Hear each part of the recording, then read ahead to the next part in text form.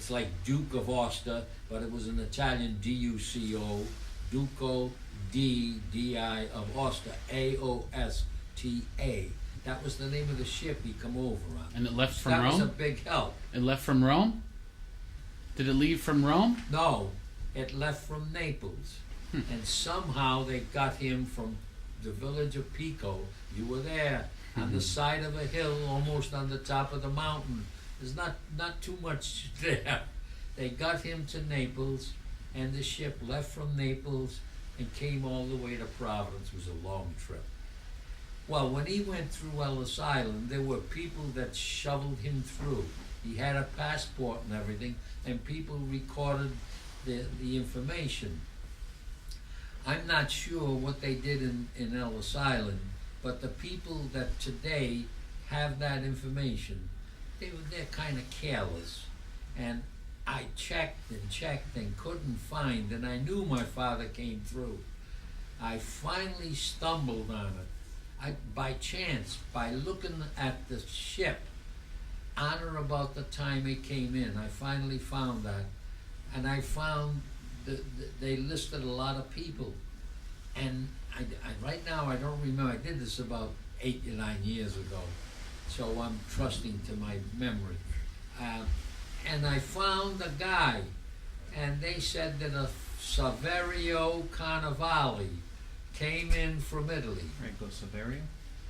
Was it Franco Saverio? Francesco Saverio? No. My father's name was Francesco, but on the information that they have for immigrants through Ellis Island, it shows my father as Saverio Carnevale. Okay. But all the rest of the data is correct. They just blew it, and they didn't take his first name. But getting back to my father, he worked hard. He worked as a common laborer and doing any kind of work he could find.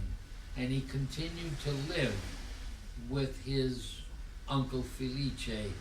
And in those days when people came over, they called them boarders. They used to pay board. They worked and they paid so much a week, whatever the going deal was, to pay for their room and board.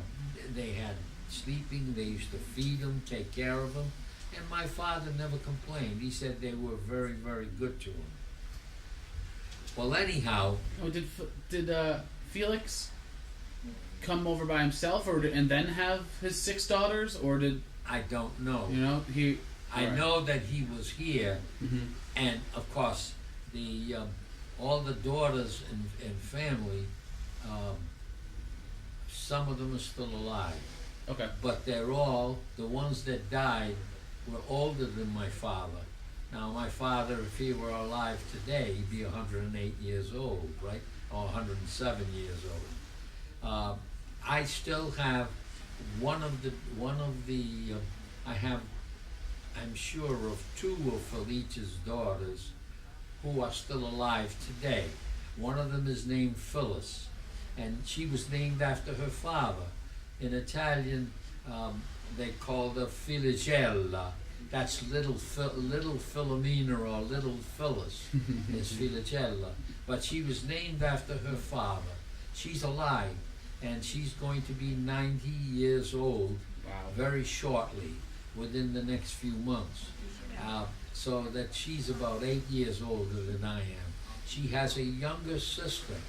It's named Evelina, and she's alive today, and she lives in the house on Rowley Street with her family. She recently lost her husband. When I say recently, within the last couple of years. And Phyllis lost her husband. They're both widow ladies. He had 6 daughters, Felice. 6 daughters and 1 son. The one son, I knew him, met him. You got to remember that we lived in some tough times. And what he did is he volunteered for the United States Navy. And when he was a young man, he went into the Navy, and he served in the Navy. for 20 years. And he finally was discharged from the Navy, and surprisingly, what he did is he went into the seminary and became a Roman Catholic priest. And he was a very popular Roman Catholic priest in Rhode Island. But what he was assigned to as a parish in Newport. She's saying Portsmouth. Well, it could be Portsmouth. It could be Portsmouth. That's part of Newport County, and he lived out the remaining years of his life serving as a Roman Catholic priest in that area. And so that's what happened to that chain. Now, I told you Tommaso had one daughter, and she died during or after, during World War II. And I told you about the young lady that they took in. That was after that. But he had no sons, right?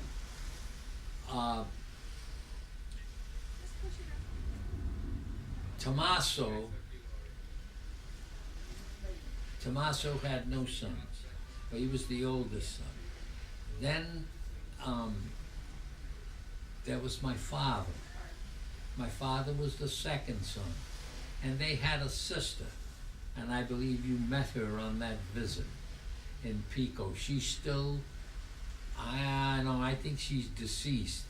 She's deceased now, but she lived in Pico, and she had a daughter and a son, and we visited with them. You were with us. They're nice people. They're great, and I try to keep in contact with them.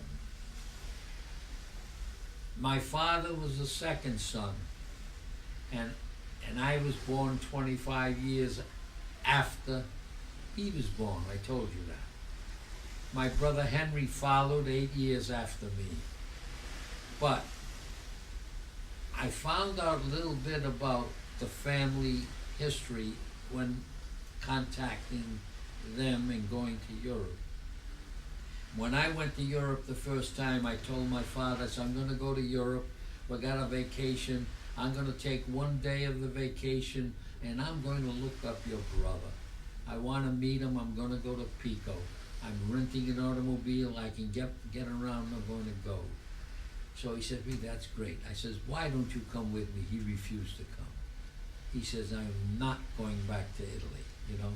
By the way, if we backtrack a minute, my father, when he worked hard as a common laborer all those years, even as I was growing up, whenever circumstances would permit, my father sent money back to Italy, repeatedly. And Angelo used that money to buy land in Pico. They bought a few tracts of land which were purchased with the money that my father sent as a backdrop, right? Now my father worked, and he, as I said, he continued to live with Felici and their family. Now, right on Rowley Street, on the opposite side of the street, there was a little piece of land with a house, and that was owned by Giovanni, his older brother, Felici's older brother, who was Angelo's younger brother. And he had one son and one daughter. His son's name was Antonio. How he got the name Antonio, I can't tell you. I don't know.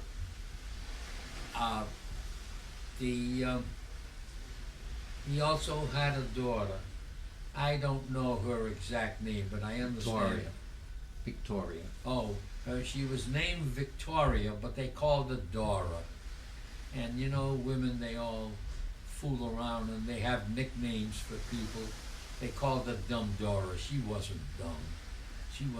She might have been a little bit slow, but she was a nice person. She wound up marrying a man named Conti, Conti, and there was a big Conti family from Pico that came to America. And what the people did when they came to America, in addition to living with family, they lived with friends and people that came from the same village, and they would stick together and help one another. And they called them paisans. They came from the paeso.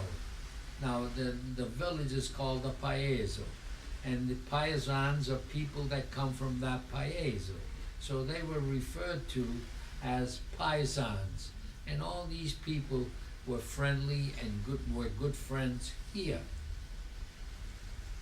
It's just like if you were in New York and you met a group of people from Providence and they had a little club or something, you might join them and go over some, although that's not big practice today, but you might do that. You know, there's a lot in me and Carrie's neighborhood, there's a lot of like Italian social clubs. Right. So there's a lot, it's a very, very old Italian neighborhood. A lot of them are still around. But there wouldn't be too many people your age there. I would think there'd be more my age or Dad's age. What? But have these Italian clubs there. Oh, yeah. So what happened to my father? Well, I have one more question. Go back. The houses that they built, Felix and Felix's brother across the street on Rowley Street, Yeah. did they build the houses? No, They- I don't think they they just built bought them. them. They purchased them. Purchased the whole house. Yeah, the whole house. This Rowley Street in those days was out in the country. Most people that worked, and they worked in the textile mills, which was the center, which made the city of Providence. There were textile mills all over the place. Do you think that's why Felix went there? I don't know. I really don't know. But I do know that Felix worked as he was very good with flowers and landscaping. And he worked with landscaping and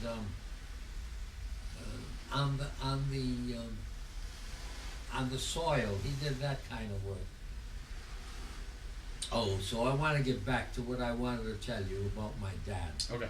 So this Dora or Victoria worked in a mill, and my mother worked in a mill. Now I'm not going to go through all the background of my mother's family. That'll take us another hour. But she did arrive in Providence, and if you need to know, I can give you that background. But what happened is my mother was working in the mill, and they have girlfriends.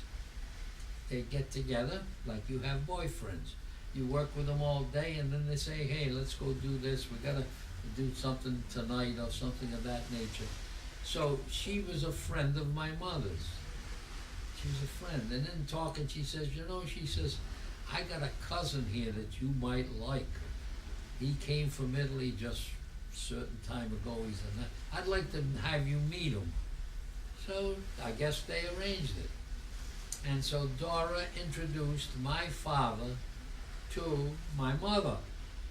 And they met, they hit it off, and they were friends. They apparently, as we call, dated. They dated for a while, and then he married her. What date? I don't remember the date. Mom's got it written down. It's I think it was in September sometime. A date in September. And September 15th. that was in 1925. September 15th. September 15th, 1925.